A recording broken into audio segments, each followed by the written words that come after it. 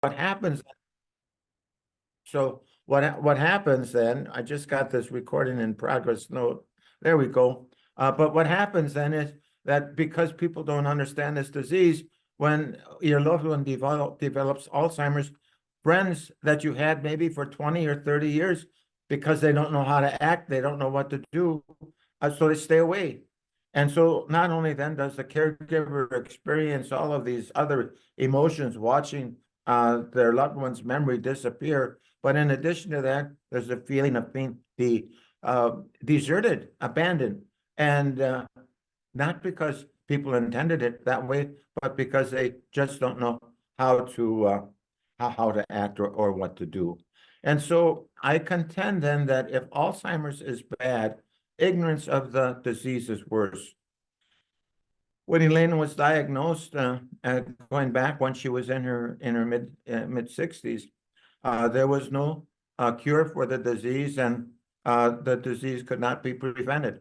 Here we are now on March 6th of 2024, 20 years later, Alzheimer's still cannot be prevented, and it still cannot be cured. So here is a very important understanding that I sort of came to.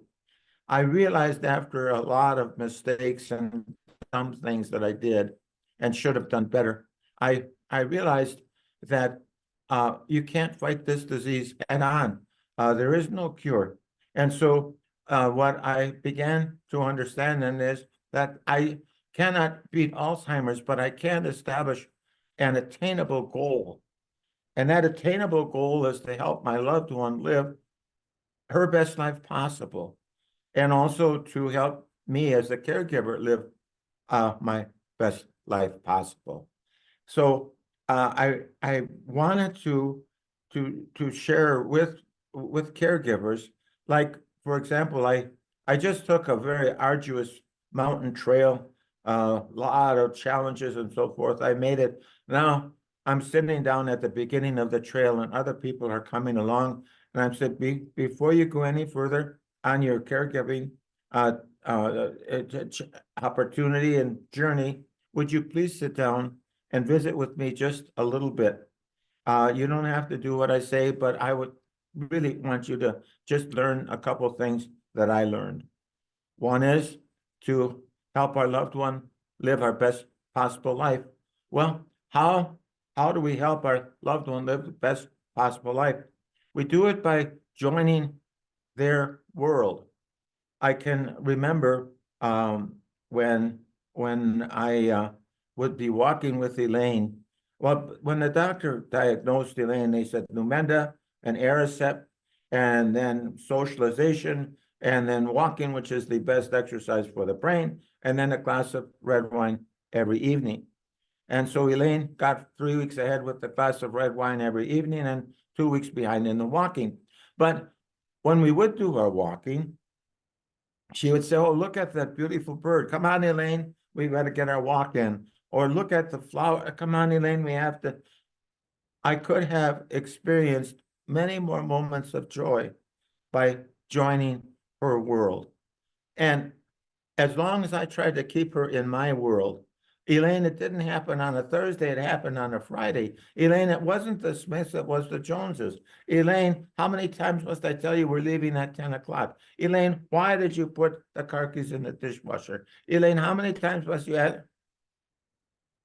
And so what I understood after a while, because I found a series of notes and journals that Elaine had been keeping, I went through them, and when I read her notes that she had been keeping since her first diagnosis, when I read that, I want you to know that we had cried together, we had prayed together, but never did I understand the courage that it takes to go forward with this diagnosis. But also never did I understand how much she depended upon me as her lifeline. And so when I say depended upon me as a lifeline, let's assume hypothetically that all of us are able to go on a Caribbean cruise. I'll pay for it all. So we're all on a Caribbean cruise, and what happens is one of us falls overboard, and we throw them a lifeline, and by gosh, we're saving them, and and the lifeline breaks, and they drown. And so we are our lifeline. And what happens is we throw our lifeline to our loved one, and unfortunately, more times than what it should be, that lifeline breaks. How does the lifeline break? It breaks because we gnaw at it. We chew at it continuously, gnawing, and making it, of course, weaker, weaker, weaker. How do we gnaw at our lifeline? Well, we do it by not getting enough sleep. We do it by not getting enough exercise. We do it by not having the proper kind of diet. We do it, of all things, by not asking for help. And so all of these things wear on us, in addition to the emotions that come with it. All of these things wear on it, and we chew away at that lifeline. And now I want to help Elaine, and I can't very well because I become irrational, irritable because the lifeline broke. I'm more impatient. I don't have the perspective of joining her world.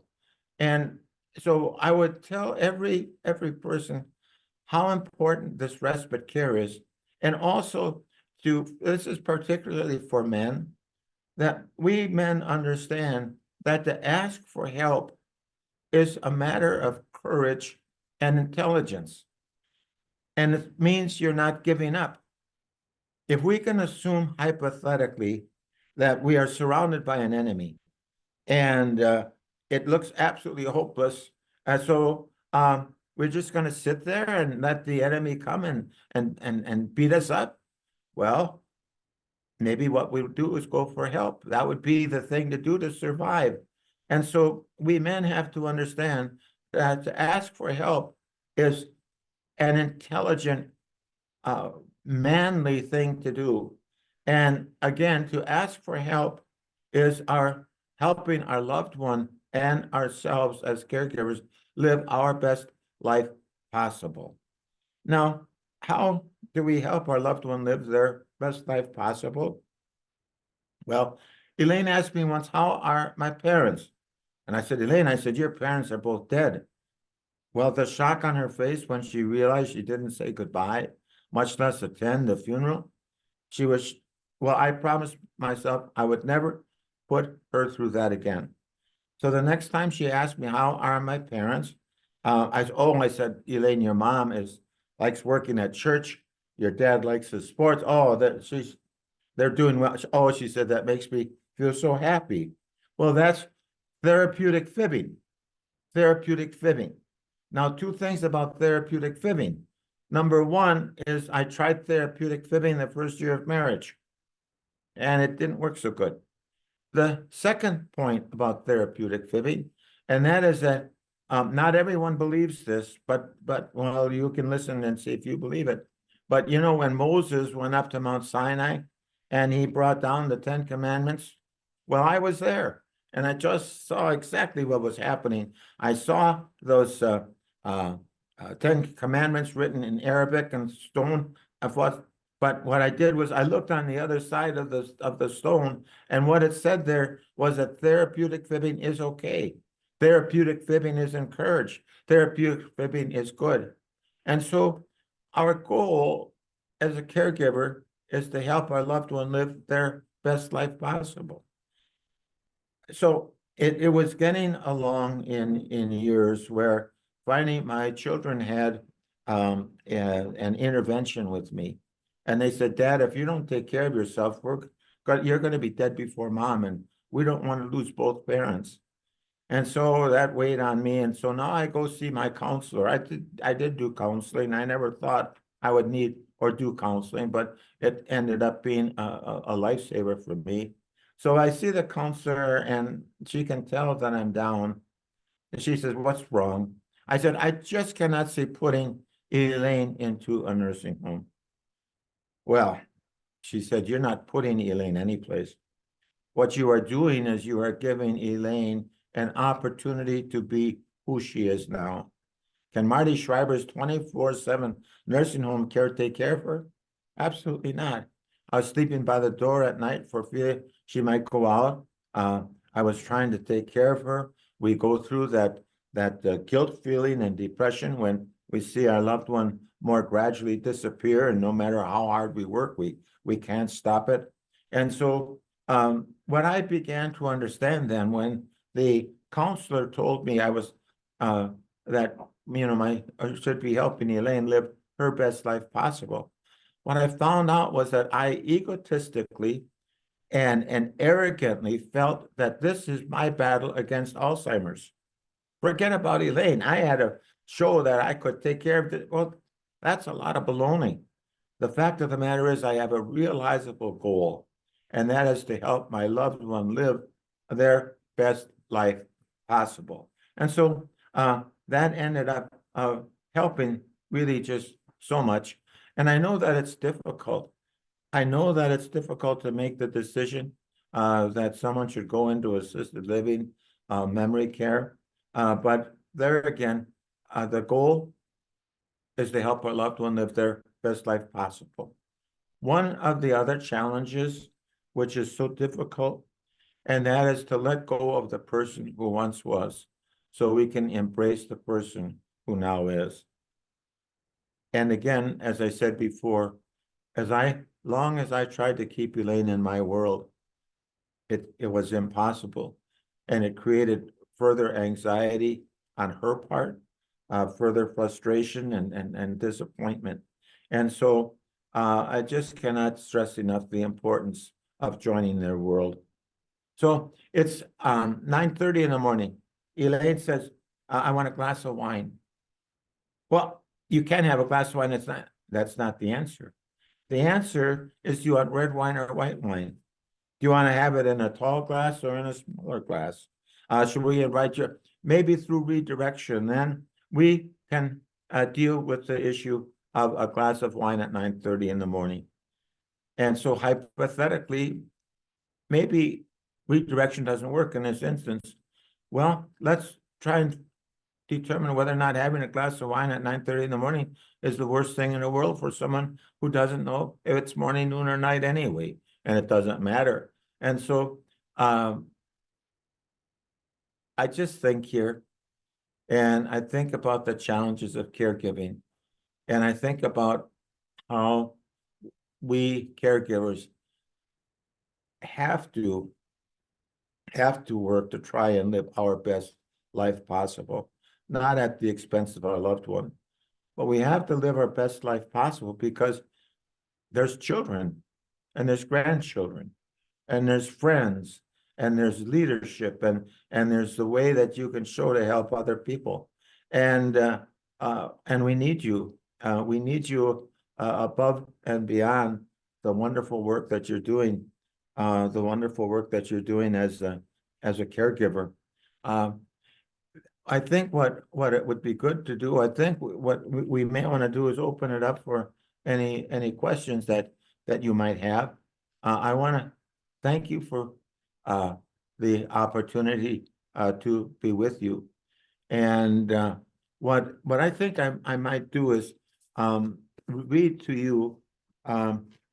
So with Elaine's notes, we get a chance to see what is really going on in the life and in the experience of the person who is ill.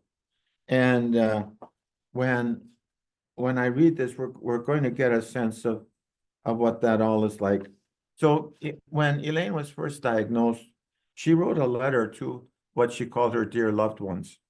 And she writes, "It wasn't until a few weeks ago that I really had to say, yes, I do have Alzheimer's. I had read of signs that indicate Alzheimer's, like getting overly upset for no reason and having trouble with names and directions, but I still didn't think it was a problem for me. But in hindsight, for too long, I've been getting lost driving, having trouble keeping days straight, and difficulties with names and schedules. I still felt I could handle it. It won't get worse. But this morning, I started reading about the mid-stage of Alzheimer's in hopes of preparing myself better, and I realized I'm not very far away. That is most scary, but I have to accept it." And so also you'll see in the headings of each chapter these notes from Elaine, and you're going to see where Elaine says very good things about me. And I did not put those quotes for self-grandizement. I put them in here so that an individual, so that anyone reading this can understand how critically important they are as a lifeline. Now, one of the really great challenges that she had along the way was sometimes thinking she had Alzheimer's and sometimes not thinking she had Alzheimer's and asking me these questions. And my suggestion is to meet the person where they're at. If Elaine thought she didn't have Alzheimer's, I did not convince her that she had Alzheimer's and so forth. Now, we had always a loving marriage, and she was always the one who was the hardest campaigner. And she always was the one too, that if I would lose an election, she would never let me feel defeated. And I think if there is a special thing that I remember about that, and that is we may lose, but we can never let ourselves feel defeated. And we can never let ourselves defeated, and we can do that by making sure we have the best perspective of what we can do to keep our life and our health in the best possible shape.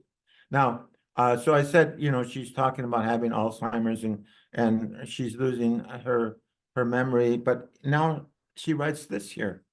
She writes, I'm not enjoying my role anymore as Marty's wife because of his having concerns about my Alzheimer's. He doesn't let me be me. I can't go for a walk if I want to, or to the store alone. I used to appreciate him, what I thought was concern, but he holds me captive, much too much. I'm going to try to have a second opinion because I really don't think I have any problem. I know how to drive or walk any place I want to enjoy, but he doesn't believe me, and I hate the control he has placed on me. I don't even think I have Alzheimer's per se. And so that gives us an insight into the challenges that a person faces, and within that framework, that understanding of the confusion that would be in their mind. And so what so troubled me when I read this is, what I said before about no, it didn't happen on a Thursday. It wasn't the Smiths. It was the Joneses. Why? She didn't know that she had asked those questions. And so she knows that she's in the process of losing her memory, but at the same time, I'm yelling at her. I tried not to yell, but I'm yelling at her for asking these questions that she never knew that she would be asking. And then also as she goes along, she writes here, I wish my Alzheimer's would dissipate. I'd like to be the smart wife and mother I used to be. Now I have to waste so much time just trying to figure out what I should be doing without seeming as smart as I used to be. I need to rely on Marty for everything, and I'm very lucky he continues to keep me. Life gets more difficult every day. And so I'm just going to read two more, and then I think we can open it up for any questions or comments or thoughts and ideas. So this she wrote just on July 3rd of 2012. She writes, life is good, and I plan to have it continue that way until my children tell me it's time for a nursing home or something like that. This is realistic with what my Alzheimer's book says about my future. But till then, I will try my best to be normal, whatever that means, and keep my happy side of life always continuing. I'm lucky to have such a good family and many friends to help me get through all this. And so another great day to thank the Lord and smile, smile, smile. So now the very last reading I'm going to make, and it's really it's the closing words of the book. And I can just put that right here. And so anyway, this is the last paragraph, last two paragraphs of the book. So I write here in the last second last paragraph of the book. I write, I'm so very lucky I met Miss Elaine Ruth Thaney in freshman Latin class. Lucky to have her fall in love with me. Lucky she said yes. Lucky she supported every dream and crazy idea I ever had. Lucky she raised such great kids. Lucky I still get to hold her hand every day. If Alzheimer's is the worst thing that can happen, I've got the best of the worst. For what better blessing, better promise can any person receive? And I quote from Elaine to her note to me, when in heaven, I will always be smiling down at you with great love to the best man in the world. And so it's tough to be a caregiver. We can't beat the disease if we join their world, if we are working at trying to let go of this person who once was so we can embrace the person who now is. If we can make sure we take care of ourselves. Those are all sort of realizable goals. Those are something that we can set our mind to, and hopefully something that's going to make the journey easier for you, for me, for all. So thank you very, very much. Okay, let's open up for any thoughts or ideas that anyone might have.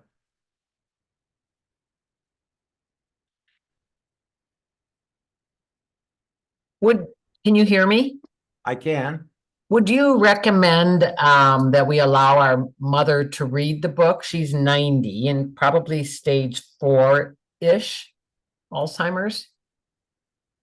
I don't think there's anything wrong with that, but okay, I want to make one thing very clear. I give a number of ideas and suggestions in the book, and I am not a doctor. And these, what I talk about in the book, are my own personal experiences. So I don't want to be giving medical advice. What I did do, however, and what the book does contain, is a conversation between myself and a neuropsychologist.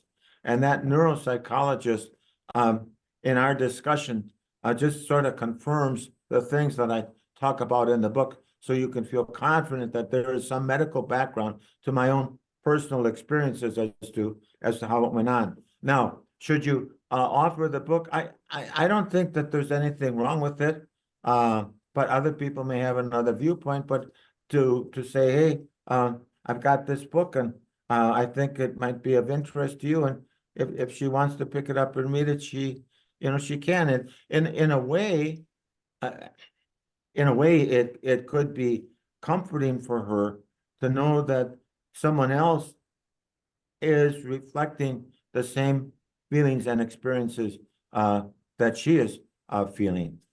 So, Okay. yeah, I'll read it first and then I'll give yeah, her my copy. She's still yeah, in a little bit of a denial, doesn't think she has it. So yeah. Well, don't, again, you've got, in my judgment, you have to meet her where she's at. yeah, And so, but I'm sorry about that, and I wish you well. It's a tough thing. thank you. So I'd like to piggyback on that because that's my sister who was just asking you that question. I want to make sure you caught that my mom is in denial. She doesn't feel she has Alzheimer's.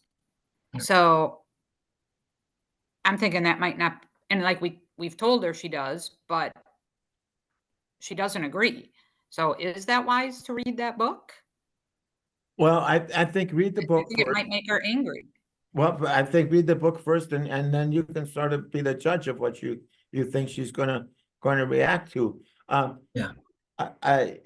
And again, I am not a professional counselor or advice giver. Right. So, but it would seem to me that as long as you take steps to prevent injury to her or to other people, if she continues to want to deny it, what is the, what is the difference? I mean, you need to make sure that maybe she doesn't drive the car anymore. And by the way, as you deal with this situation, my suggestion is to stay out of the line of fire. If it's a matter of car keys and driving, it's not you that did it. The insurance was canceled, the tires are flat, we lost the key, or get a prescription from the doctor to not drive and so forth. But don't get involved in you being the one who's making those kinds of decisions, because that just leads to it. And again, there's therapeutic fibbing there, but I think that's important for caregivers in this type of situation to avoid getting in the line of fire on. Right. Okay, we'll read it first and see. Thank you. Thank you.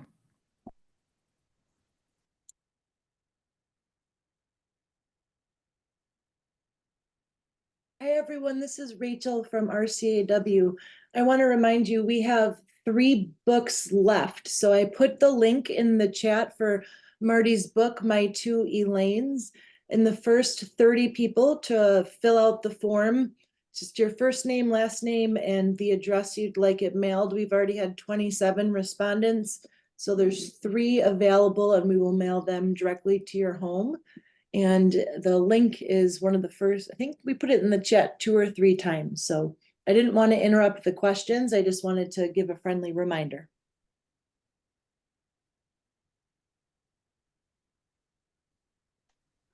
Hello. I wondered if you might be able to give a few more anecdotal experiences about line of fire redirection. I think it's really important when we talk as caregivers that we really value that statement. And I think learning other tactics, not just with cars, but with other circumstances and situations in your experience, I think learning more about that would be great if you don't mind sharing. No, but so let's say I can remember going out to eat with people, and Elaine would reach over and grab someone else's wine glass. Oh, well, that's really good that you moved the wine glass. And so the whole thing is, if anything happens, that it really doesn't matter, let it go. If the person, your loved one, is about to pull a fire alarm, I think then you got to, of course, get involved directly. But or Elaine would pick up someone else's coat, and well, thank you for finding the coat. And it's also when going to, when I say staying out of the line of fire, therapeutic fibbing comes in here a lot. And I just couldn't handle anymore Elaine at home, and I needed some kind of care. And I tried to take her to daycare and tried to have someone come in. She wouldn't accept it.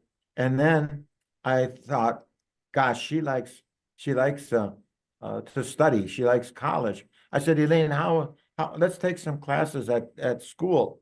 And so, yeah, that's a good idea. So I called up the daycare center and told them what was going on. I got a spiral notebook and a ballpoint pen, and I gave that to Elaine. And well, she would go to class every day and write her notes and come home, and we would be talking about it. To be sort of well, she was a great cook. And as she developed the disease, she would sometimes mess up recipes so bad she would cry. Well, one of the things that we did was chop celery. We chopped a lot of celery. Another thing that we did was fold towels, and we'd fold a pile of towels, and I'd take it into the next room and shake it out and then bring it back. The point being to give our loved one the opportunity of feeling useful, and to have time be a positive experience for them. And we would, there are any number of different games available for people with dementia. And I can, it could be like a type of checkers game or domino game and so forth. And if something doesn't go right, that's okay. That was a good move, and so on. And as I said, with the driving, it wasn't me that took away the car, but it was the doctor writing a prescription saying that driving is not good for you at this moment in time. So I hope those examples help. I do.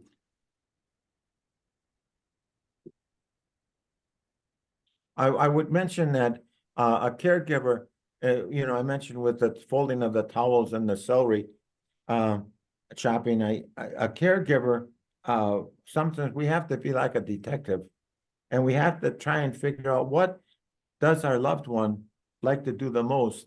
And there are some people have told me when discussing this that their dad, was a machinist and so forth. Well, they got a group of nuts and bolts and asked their dad to separate it, and he did, and he valuable, doing something, occupying, and so forth, but then also singing.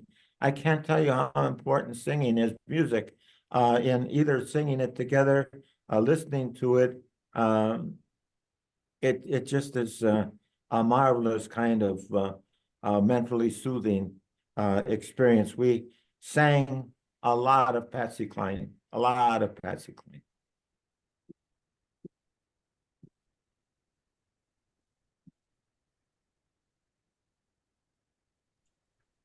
Okay, I'm going to go again if no one else has any questions. Would it be possible for you to give one piece of advice from your perspective, from your experience per stage of Alzheimer's? So I'm talking, let's say the entry level, mid, and then end. Just one piece of advice for the rest of us caregivers that are going through similar situations. Join their world. Take care of yourself. So those are two words of two things of advice, but to just make sure that you join their world, because you're never going to change it. But then also the importance of taking care of themselves. Those would be the two things that I think are the most important.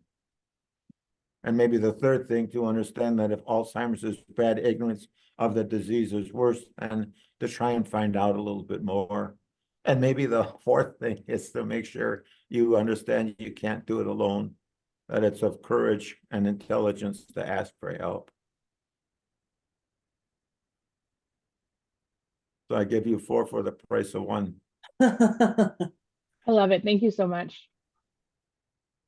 Hi, this is Rachel from RCAW. I just wanted to say I reopened the form for Marty's book. We had someone complete it 2 different times. So we have 1 book available. If you would like a copy, you can click. The link is in the chat and the form is reopened again. So one of the things that's different with the Zooming is the fact that I don't know if humor, comes about. I do want to stress that there are moments when you do look for moments of joy, but I tell the story about how it's caregiving takes you to places you've never thought you would be. Did any of us think that we would be here on March 6th, spending this time together? And as far as being surprised at what we do, I share the story of, I was elected to the Wisconsin State Senate back in 1962, and I was a member of the State Senate Education Committee, and one of my responsibilities was to go to Washington, D.C. for a meeting. So if you take a plane out of Milwaukee at 5:30 in the morning, you can get to Washington, D.C., hold your meeting, and come back the same day, which is exactly what I was in the process of doing. So now it's 5 o'clock in the morning. We're boarding the airplane, and it's very intelligent. This guy, he looked very successful.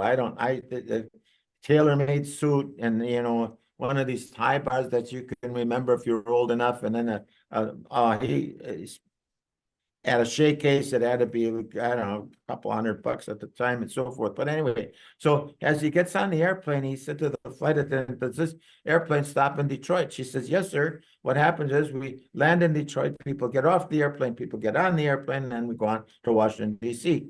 He said, "I have to get off in Detroit." She said, "Fine." No, he says, "I have to get off." And she says, "Yeah." No, he says, "Look, I'm inclined maybe to fall asleep. If I fall asleep, I'm going to miss getting off in Detroit. I'm going to miss one of the most important meetings of my entire life." He says, "Will you help me get off this?" "Yes." He says, "Do you promise She says, I promise I will get you off of this airplane in Detroit. And so now we land in Washington, DC. And here, this gentleman is getting off of the airplane in Washington, DC. He walks up to the flight attendant and he berates her like I've never heard anyone be berated in my whole life. And so I saw this whole thing, and after he left, I walked up to the flight attendant. I said, my goodness, I said, that man was angry. I've never seen anything like that. And she said, he was angry. You should have seen the fellow I put off in Detroit. So the point is that this takes us to places we never thought we would be. And we sort of have to be open to that, about the possibility that there are going to be moments and experiences that are going to be helpful, but maybe sometimes more surprising than we would like.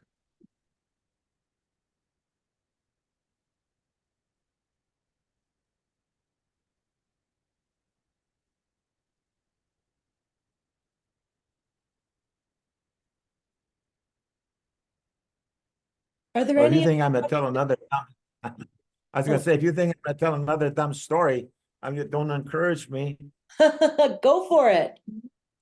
No, that's all right. I just, but if you do, any more questions, so forth, I can talk about prayer, patience, and persistence if you want, which is very important. Yeah, we would love to And hear. well, there was this lady who had this parrot, and all this parrot said all the time was, Polly wants a party, Polly wants a party. And so she's expecting company, and she's worried about what they're going to think of her if the only words her parrot knows is Polly wants a party, Polly wants a party. She's so troubled by that she goes to see her priest. She says, Father, she says, please help me. I've got this parrot, Polly wants a party. I've got friends coming. They're not going to think, well, I don't know what to do. The priest said, this is something miracle. He says, I myself have two parrots, Peter parrot and Paul parrot. He said, I've had them for 7 years, and all they do is pray. They pray every hour of every day of every week of every month. And for 7 years, they've been praying. What we should do is bring your parrot over and put it in with my parrots, Peter parrot and Paul parrot. Well, they agreed that was a good idea. So the lady went home and got her parrot, brought it in into the priest's home, and they opened up the cage, and they put the lady's parrot in there. Sure enough, she said, Polly wants a party, Polly wants a party. And Peter parrot looked at Paul parrot and said, our prayers have finally been answered. Oh. Sorry about that. No, thank you. That was great. Thank you so much. Yeah. Marty, we really appreciate your time today and your wisdom and knowledge. And we thank you for all that you've done and that you continue to do on behalf of caregivers and care recipients in your advocacy. And we thank you so much for your time today. Well, I'm grateful for the opportunity, and I again salute you with admiration for all of the fine work that you do to help people. And this is a passion of mine, to help caregivers learn, cope, and survive. So if there are any opportunities out there that any of our viewers are thinking about, don't hesitate to get in touch with us. We have it's my2elaines.com. We have a website, my2elaines.com. And so, check it out. And there's some different types of interviews and so forth that may be even more helpful in addition to what we did here today. So my thanks to all of you, and I'm grateful, and I also salute all of you for what you're doing with admiration. Whoops. Likewise, Marty. Thank you so much. And hopefully this isn't the last time we all cross paths. Thank you. Have a great day, have a everyone. question. Absolutely. It wouldn't send in our chats, but I wanted to know, does having a routine or a schedule with Elaine, did that help with any of like during any of the stages, like holding a routine or Or Well, not you're really? trying, yeah, well, yes and no, and there's an answer for you, huh? If you can try and establish a routine and it works, it's a comforting thing for our loved one because, you know, they're not being jolted by something happening one way or another. But by the same token, it could be 2 o'clock in the morning and our loved one does not want to sleep. Well, I don't know what you do with that kind of situation other than to try and create a situation of more relaxation and so on. So yes, a routine is good if you can do it, I think, but not so good if you're forcing it. Right, right. Okay, thank you. Yeah, you're welcome. Thank you.